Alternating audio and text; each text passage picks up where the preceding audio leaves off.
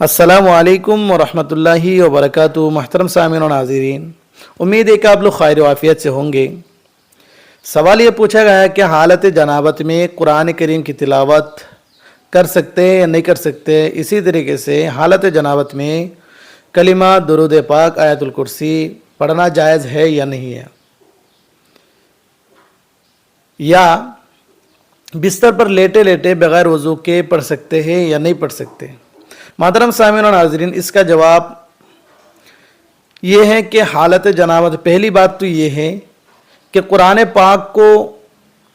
पाक की तिलावत अब हालत जनाबत में नहीं कर सकते, जायज़ नहीं है।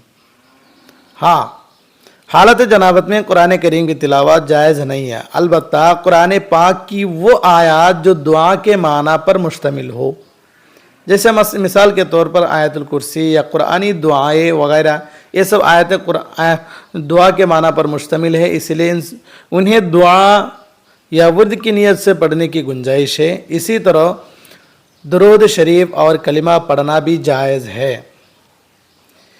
हाँ, इसके लिए मुस्तहब ये है कि वज़ू कर लिया जाए, बग़ैर वज़ू के पढ़ना ये जायज़ है, और मुस्तहब ये है कि बावज़ू पढ़े।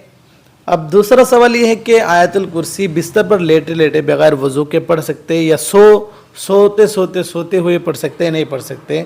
इसका जवाब ये है, आप बग़ैर वज़ू के पढ़ सकते हैं। मुस्तहब ये है कि आप बावज़ू पढ़े।